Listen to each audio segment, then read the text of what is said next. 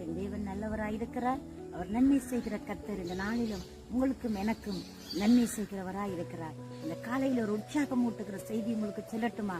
தேவன் உங்களுடைய விண்ணப்பங்களை கேட்க போகிறார். எத்தனை நாளா பல விண்ணப்பங்களை நீங்க தேவ சமூகத்துல வச்சு இன்றைக்கு வரைக்கும் எனக்கு பதிலே இல்லை என்று சொல்லி நீங்க துன்பத்தோட தேவனை நோக்கி பார்த்துட்டு இருக்கிறீங்களா? தேவன் உங்களுக்கு ஒரு அற்புதமான பதிலை இன்றைக்கு கொடுக்க போகிறார். அதற்கு ஆதாரமாய்த்தான் நாங்கள் ஏசாயாவின் தீர்க்கதரிசன புஸ்தகம் 38வது அதிகாரம் 5வது வசனத்திலே ஆண்டவர் சொல்லுகிறதான ஒரு வார்த்தையை நாங்கள் தியானிக்க போகிறோம். நான் உன் விண்ணப்பத்தை கேட்டேன் என்பதாக. எசேக்கியா வியாதிப்பட்டு இருக்கிறார். வியாதிப்பட்டு இருக்கிற பொழுது ஏசாயா என்ற தீர்க்கதரிசி அங்கே வருகிறார். ஏசாயா தீர்க்கதரிசி அங்கே வந்து சொல்லுகிறார், உன் வியாதி மரணத்துக்கு எதுவானது, நீ மரிக்க போகிறாய், உன்னுடைய காரியங்களை எல்லாம் ஆயத்தப்படுத்தி கொள்ளென்று சொல்லி சொல்லுகிறார்.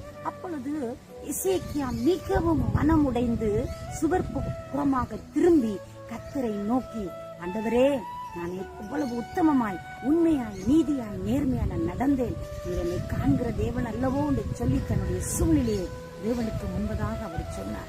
பாருங்களேன், ஒரு கண்ணீர் ஆண்டவருடைய வார்த்தை மறுபடி அங்கே வருகிறது. அதே தீர்க்கதரிசி முற்றத்தில் போன உடனே அங்கே தேவனுடைய வார்த்தை வருகிறது. அந்த மனிதன் திருப்ப வந்து சொல்லுகிறார், உன் நாட்களோடு நான் 15 வருஷத்தை நான் கூட்டிக் கொடுக்கிறேன் என்பதாக. அன்பு பிள்ளைகளை, இந்த இடத்தை நாங்கள் அவதானிக்கிற பொழுது தேவனுடைய வார்த்தையை பாருங்களேன்.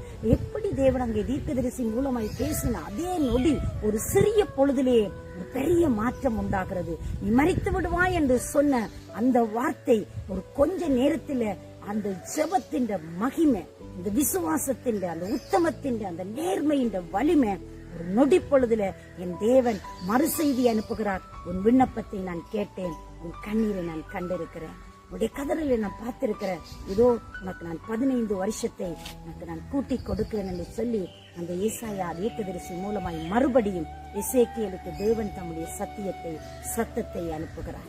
என் ஆண்டவர் எவ்வளவு உண்மையுள்ளவர், எவ்வளவு மன இரக்கம் உள்ளவர். எசேக்கியேல் தன்னுடைய நிலையை குறித்து ரொம்ப நொந்து போனாருங்க. ரொம்ப வேதனையோடு இருந்து ஆண்டவரிடத்தில் அதை பகிர்ந்து கொள்கிறார். ஆண்டவரே, நீங்க கண்ணோக்கி பாருங்கப்பா, நான் இன்னும் வாழ ஆசைப்படுகிறேன். ஆண்டவரே, என்ற உத்தமத்தை நினைச்சு பாருங்க, இந்த நேர்மையை நினைச்சு பாருங்க, நீங்க மறக்கிற தெய்வம் அல்ல என்று சொல்லி ஒரு சிறிய ஜெபம் பாருங்க. அதுதான் நம்பிக்கையான ஜெபம், அதுதான் விசுவாசமான ஜெபம், அதுதான் தைரியமான ஜெபம். அப்பாவோட உரிமையா கேட்கிற ஜெபம் தானுங்க எசேக்கியேல் செய்த ஜெபம். ஆண்டவர் உடனடியாகவே ஒரு பதிலை கொடுக்கிறார். இன்றைக்கு எத்தனை பேருக்கு உங்களுடைய ஜெபம் கேட்கப்படாம போயிருக்கு? உங்களோட நம்பிக்கை எப்படி இருக்கு? உங்களோட விசுவாசம் எப்படி இருக்கு? உங்களோட உறுதி எப்படி இருக்கு? உங்களோட அப்பா இடத்துல உரிமை எப்படி இருக்குது? ஏன் அந்த உரிமையை விட்டு கொடுங்கிறீங்க? ஒரு பொய்யன் வந்து அங்கே உங்களுக்கு பொய்யை விதைத்து விட்டு போகிற பொழுது அதை நம்பிக்கொண்டிருக்கிறீங்களா? வேதத்திலே நாங்கள் பார்க்கிறோம், பிசாசு பொய்யனும் பொய்க்கு பிதாவுமாயிருக்கிறார். எதிரான காரியத்தை சொல்லி உங்களை எப்படி அது வலுவிலக பண்ணுவதற்கு அவன் இடைவிடாமல் உங்களுக்கு விரோதமாய் போராடி கொண்டிருக்கிறார். இவைகள் நடுவில் எப்பவுமே நம்முடைய செபத்தை கேட்டு நம்மோட கூட இருக்கிற ஒருவர் இருக்கிறார். மரித்தாலும் எங்களை பிழைக்க வைக்கிற ஒரு கர்த்தர் இருக்கிறார். மரித்தாலும் எங்களை உயிர்ப்பிக்கிற ஒரு ஆண்டவர் இருக்கிறார் என்ற அந்த தைரியத்தோடு கூட எசேக்கியேல் தேவனை நோக்கி பார்க்கிறார். உங்களுடைய உரிமையை விடாதிருங்கள். எந்த பொய்யனுடைய வசைகளுக்கும் வசை மொழிகளுக்கும் வளைந்து கூடாமல் இருங்கள்.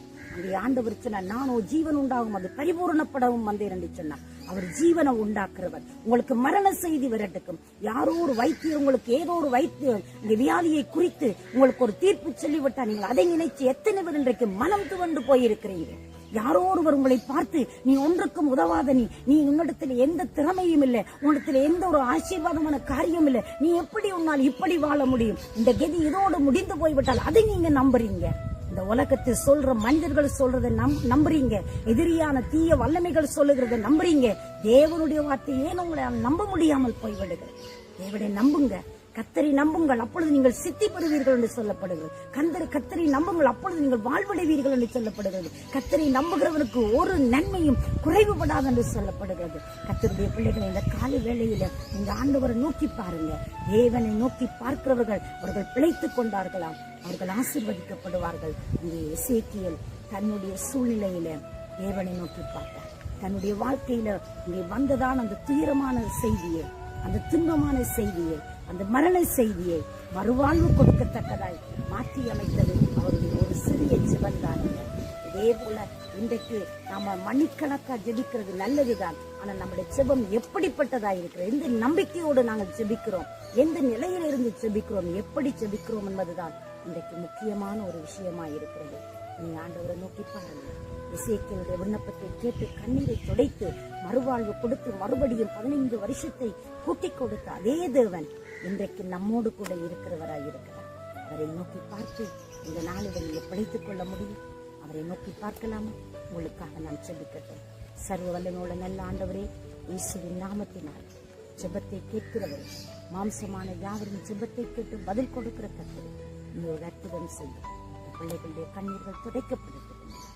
நீங்கள் கூட இருந்து அவர்களை நடத்தி செல்லும். இயேசுவின் நாமத்தில் உங்கள் பிள்ளைகளை ஆசீர்வதித்து ஜெபிக்கிறோம். உங்கள் ஜீவனுள்ள நல்ல தேவன் தானே